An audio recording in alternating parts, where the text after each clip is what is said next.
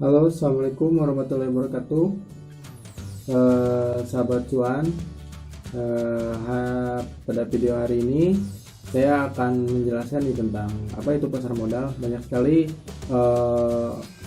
masyarakat, orang-orang belum tahu nih pasar modal itu apa sih?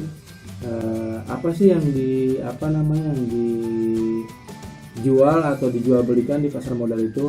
Nah, saya mau jelaskan beberapa instrumen-instrumen yang dijual di pasar modal itu ada salah satunya saham, reksadana, obligasi, sukuk atau sun juga, terus ETF. Tapi di sini saya mau lebih menjelaskan perihal saham. Nah, di saham ini masih banyak orang yang belum tahu bagaimana sih cara membelinya, bagaimana cara membeli dan menjualnya, transaksinya bagaimana, seringkali belum pada tahu. Nah, saya menjelaskan nih, tapi di sini saya tidak menjelaskan detailnya bagaimana cara membuka rekening sahamnya sampai nanti jadi. Tapi di sini saya menjelaskan kelebihan dan tingkat resiko. Nah, kenapa tingkat resiko? Karena semua investasi itu ada resikonya, mau itu investasi dimanapun. Tapi kita bisa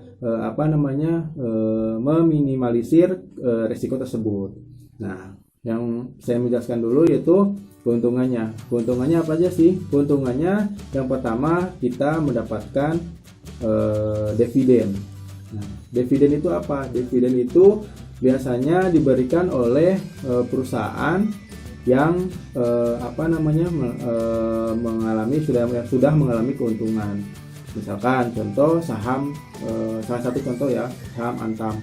Misalkan dia mengalami keuntungan, terus di rapat pemegang umum RUPS, dia akan memberikan dividen sebesar misalkan 100 rupiah per lembar saham.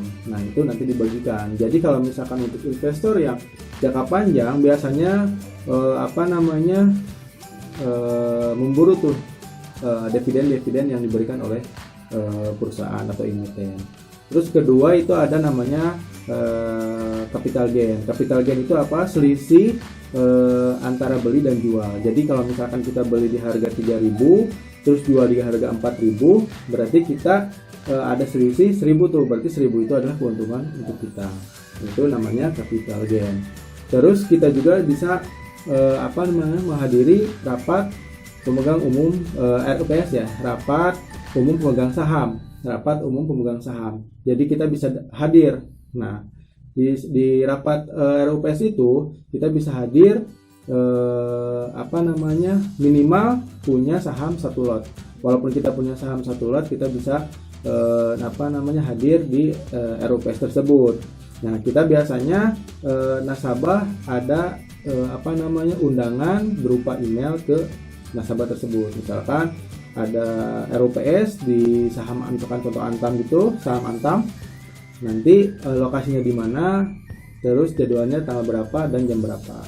Tapi untuk sekarang mungkin di era pandemi ini, masa pandemi ini mungkin masih ada yang online, mungkin belum bisa langsung seperti dulu itu bertatap muka gitu. Nah, jadi itu kelebihan atau keuntungan yang kita dapat di kita investasi di pasar modal atau di saham. Nah, untuk di era sekarang ya, era sekarang juga lebih digital, dia tidak seperti dahulu. Kalau dahulu kan kita tahu kita harus datang ke perusahaan sekuritas dengan pialang kita atau broker kita, sales kita, untuk kita bisa beli atau jual atau buy phone ya. Kalau sekarang kita bisa dari genggaman kita, handphone kita, bisa kita transaksi langsung dimanapun kita ada, dengan catatan harus adanya jaringan internet.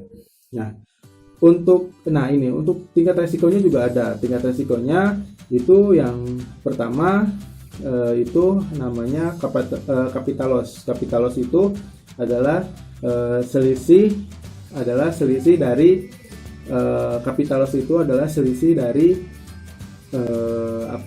beli dan jual.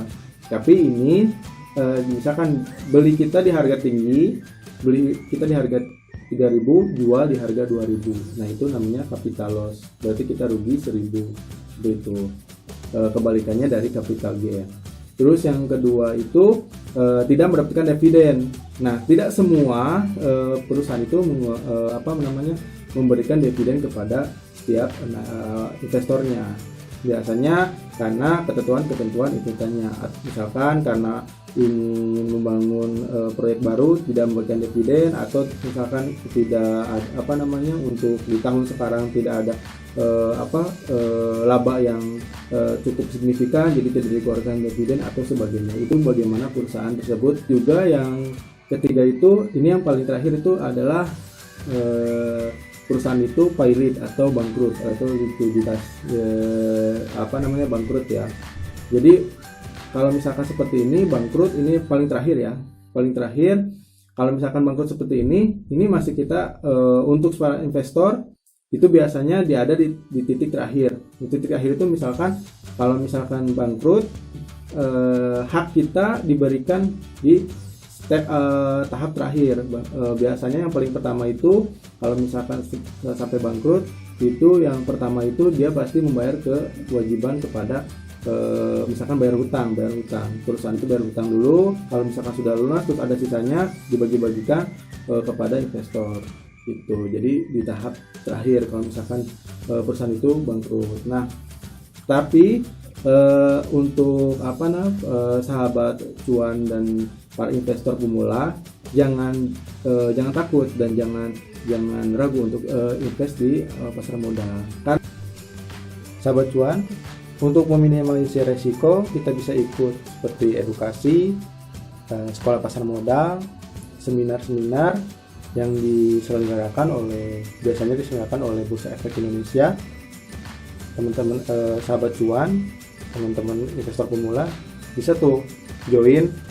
Kalau sekarang di masa pandemi ini masih online nih, jadi memudahkan dimanapun sahabat cuan mau ikut, mau itu SPM, seminar, edukasi, semua bisa di rumah asalkan ada jaringan internet. Jadi semuanya kita bisa pelajari nih untuk meminimalisir resiko yang kita dapatkan nanti. Soalnya kita bisa nanti mengetahui analisa fundamental, analisa teknikal bagaimana. Jadi itu meminimalisir resikonya. Terus saya juga menjelaskan waspada investasi bodong atau abal-abal ya, dalam kata kutip abal-abal. Nah, investasi bodong ini kita harus juga hati-hati, jangan sampai masuk ke lubang investasi bodong. Ya, ada ciri-ciri nih investasi yang bodong, yaitu yang pertama harus pastikan legalitasnya. Kalau misalkan di pasar modal itu ada yang legalitasnya dari OJK. Nah, seperti kalau dari OJK itu ada yang menaungi bank, asuransi, perusahaan efek, terus manajer investasi. Nah, itu yang pertama, kita harus tahu nih legalitasnya. Terus yang kedua, kenali modus-modus investasi bodong.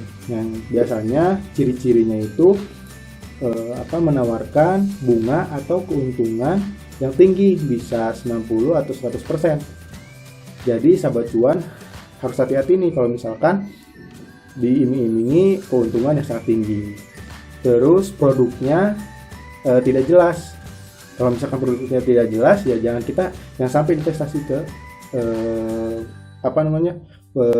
produk tersebut. Terus yang ketiga, alamatnya juga tidak jelas. Jadi kalau kita mau investasi, alamatnya seenggaknya kita tahu di mana, dan kita datang ke perusahaan tersebut agar kita tahu kalau misalkan ada apa-apa kita bisa datang nih ke alamat perusahaannya.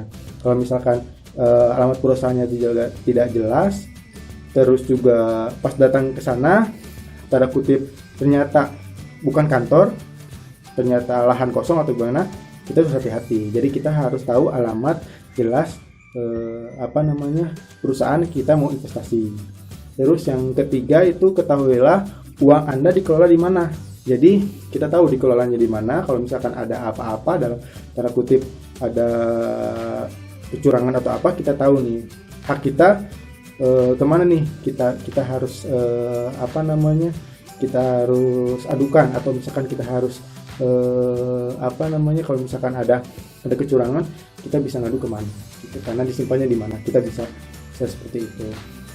Nah, seperti yang sering digaungkan oleh OJK, kita dalam investasi itu harus 2L. 2L itu adalah legal dan logis. Kalau sudah legal dan logis, kita patut untuk investasi di perusahaan tersebut. Jadi sahabat cuan harus hati-hati nih dalam investasi, jangan sampai masuk investasi bodong atau abal-abal tersebut, agar tidak menjadi calon investor yang masuk ke kriteria investor abal-abal tersebut. Oke, mungkin untuk video kali ini dicukupkan. Semoga bermanfaat untuk sahabat cuan dan para investor pemula. Kalau misalkan ada yang mau ditanyakan, mau ada yang ingin dibahas oleh saya, boleh di komen di kolom komen, di chat. Terus juga kalau misalkan kalian suka, boleh di share, like, komen ya. Oke, terima kasih untuk video kali ini. Assalamualaikum warahmatullahi wabarakatuh. Semoga cuan terus untuk sahabat cuan.